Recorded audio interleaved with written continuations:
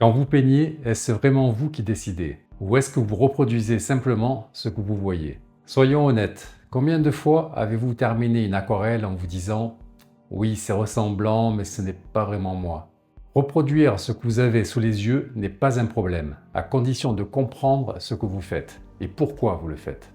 S'il y a une réelle intention derrière vos gestes, alors c'est OK. Mais la plupart du temps, vous subissez votre peinture par manque de réflexion et de décision avant la peinture. D'où cette frustration au moment du résultat final. Nous avons vu dans les épisodes précédents une qualité indispensable à l'aquarelliste, l'anticipation. Et au travers de la méthode ODE, nous avons évoqué l'importance d'adopter le regard du peintre, de bien observer sa référence. Dans cet épisode, on va se demander comment affirmer sa démarche artistique et ne pas se contenter de peindre et copier sans comprendre. Décider, c'est faire des choix artistiques, réfléchis et assumés. Loin du cliché de l'artiste qui se jette à corps perdu dans sa peinture, guidé uniquement par ses intuitions et son inspiration. Décider, ce n'est pas simplement choisir entre deux pinceaux et deux couleurs. Décider, c'est prendre position.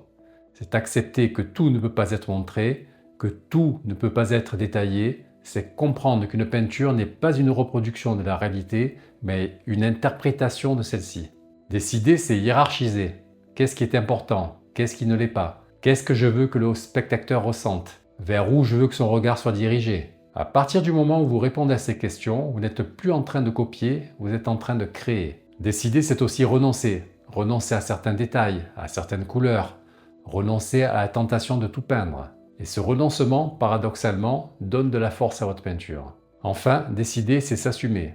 C'est accepter que votre interprétation soit subjective, que votre version ne soit pas celle d'un autre. Et c'est précisément cela, être un artiste.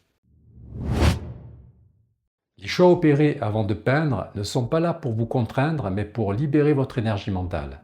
L'aquarelle est un médium exigeant. Vous devez surveiller l'humidité du papier, la quantité d'eau dans le pinceau, la concentration des pigments et leur diffusion sur le papier, la vitesse d'exécution, la direction du geste, etc., etc. Votre cerveau est déjà saturé. Si en plus, vous devez décider en temps réel où est le point focal, quelle zone doit rester calme, quelle valeur domine, quel contraste est prioritaire, quelle couleur utiliser, à quels endroits faire des réserves de blanc, vous explosez votre capacité d'attention. Au lieu de profiter de la magie de l'aquarelle, vous êtes noyé sous un flot de questions. Et quand la charge mentale augmente, la qualité du geste diminue. Votre main devient hésitante, votre coup de pinceau perd en assurance. Vous repassez, vous corrigez, vous alourdissez vos peintures. Décider avant, c'est réduire le nombre de décisions à prendre pendant. Et moins il y a de décisions à prendre, plus votre geste devient spontané et léger. L'aquarelle respire. Peindre sans décider, c'est comme conduire dans une ville inconnue sans GPS. À chaque carrefour, vous hésitez, vous ralentissez, vous doutez. Décider, c'est tracer l'itinéraire avant de démarrer. Ensuite, vous conduisez.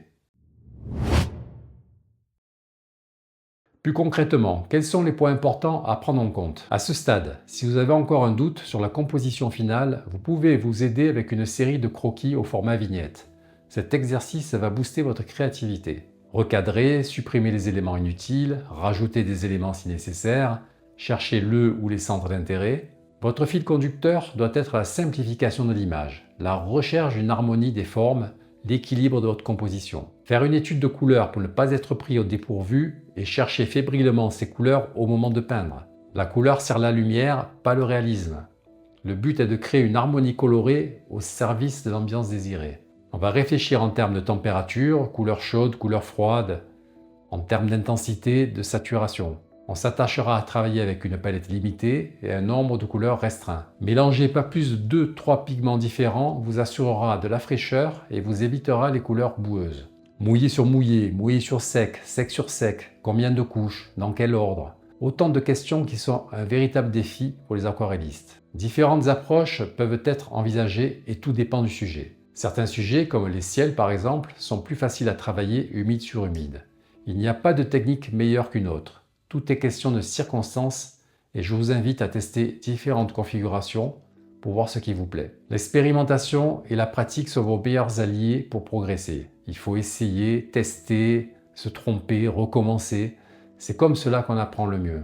Une méthode simple et efficace que vous pouvez utiliser est de travailler en 4 phases. Un lavis pour les valeurs claires, un deuxième lavis pour les valeurs moyennes, un troisième lavis pour les valeurs foncées et enfin les détails. Pour vous y aider, vous pouvez faire un croquis tonal de votre peinture en monochrome en respectant cette hiérarchie. On veillera à maintenir une certaine unité et éviter que trop d'éléments ne soient isolés les uns des autres. Faire ce travail d'unification permet à l'œil de circuler agréablement dans toutes les parties du tableau. Pour cela, vous pouvez jouer sur les types de contours. Des contours flous vous aideront à relier les formes entre elles. Au contraire, des contours nets vous serviront à faire ressortir un élément en particulier. Ce travail servira de référence pour votre version couleur. Pour ma part, pour cette démo, j'ai fait le choix de peindre mouillé sur sec dans les 2 principaux lavis et sec sur sec pour les détails et les finitions. S'il y a un paramètre important à anticiper à l'aquarelle, c'est bien celui-là. La réservation des blancs est une difficulté inhérente à l'aquarelle car contrairement à d'autres médiums comme l'huile, on peint du plus clair au plus foncé par lavis successifs. De par ses qualités de transparence, l'ajout d'un clair sur un foncé ne donne pas un bon résultat. Vous avez toujours la possibilité de rajouter un blanc opaque, mais le rendu ne sera jamais aussi naturel qu'avec le blanc du papier. Certains peintres se servent de la gomme à masquer pour conserver le blanc du papier. Personnellement, je ne suis pas trop fan de cette technique, sauf pour de très petites zones. Le meilleur moyen de conserver les blancs, c'est d'y penser en amont et de peindre en négatif autour des zones concernées. J'espère que cette vidéo vous aidera à construire votre propre identité artistique et libérera la créativité qui sommeille en vous. Et n'oubliez pas que tout ce qui n'est pas décidé avant le pinceau devient un problème après. Si le contenu proposé sur cette chaîne vous intéresse, pensez à vous abonner et à liker.